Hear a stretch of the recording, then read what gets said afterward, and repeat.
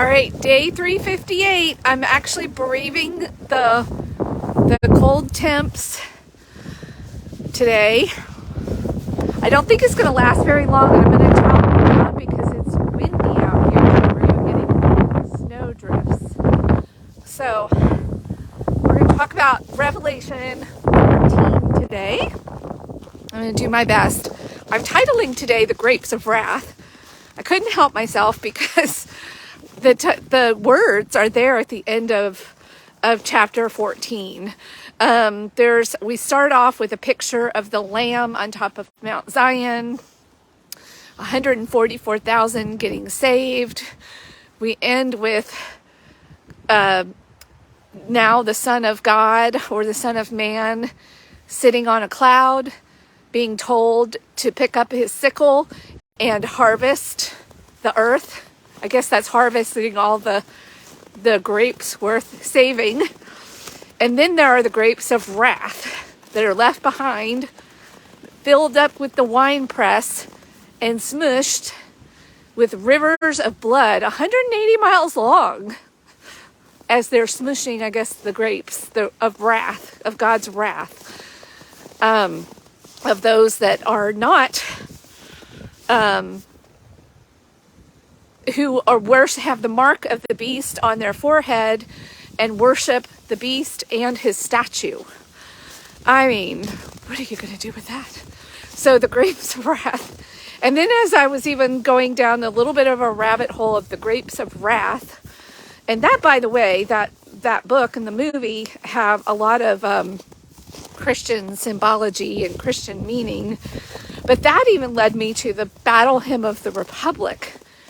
And so there's actually a line out of there that I'm going to talk about, which I think is beautiful and of course is very biblical. That whole song, the Battle Hymn of the Republic, and where the grapes of wrath are stored. There is, he died to make us holy, so we should live he died to make men holy, so we should live to make men free. And when you're holy, when you understand the message of God, his holiness, love, the message of grace, it sets you free. All men are free, they just don't know it. And then we go around and try to hold each other captive. We are free though, because we have thoughts, we have conscious thoughts, and we have access to wisdom, and it's foolish not to access God's wisdom. When we have it available to us, and then we are foolish enough to reject it, and that is where our freedom lies. That's the ultimate foolishness. We put ourselves in a wine press and smush ourselves under the weight of life, lived without wisdom and without liberty.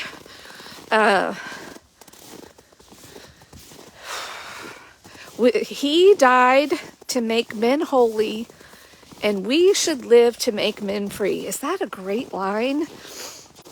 And that's what we're called to do. Near the end, near the end of chapter 14, it says, the children of God will continue to be persecuted, but your good deeds will give you rest. Your good deeds will give you rest. This is, I think, what they're talking about in chapter 14 is still just the natural law of consequences. When you live foolishly, you get horrible consequences.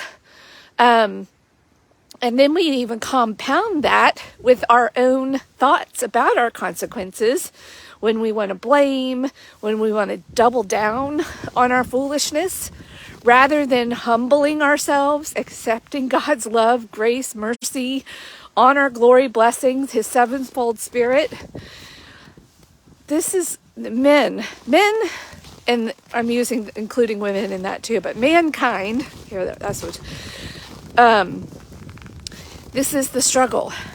Do we remain foolish and in bondage to our foolishness? Which the longer that goes on, the law of the compound effect just gets more and more foolish. And then we have those consequences. And then we want to talk about how bad God is. When we have access all along to God's wisdom, His love, His mercy, His grace, and when we choose to make ourselves a slave to that we will be the good grapes. We will have good wine, a wine of a good life. They're using a lot of words in this chapter. So anyway, it's really cold. And I am going to go. But I really love that line and what the grapes of wrath really mean. And being pressed is part of our own choice. And there's never a point with God, there's never a point where it's ever too late, where you can't humble yourself and enter into that. But our own thoughts keep us trapped and pressed. Merry Christmas! Yes, Merry Christmas Eve. I'm going to be brave and go to Walmart today. Wish me luck. Bye! See if these gloves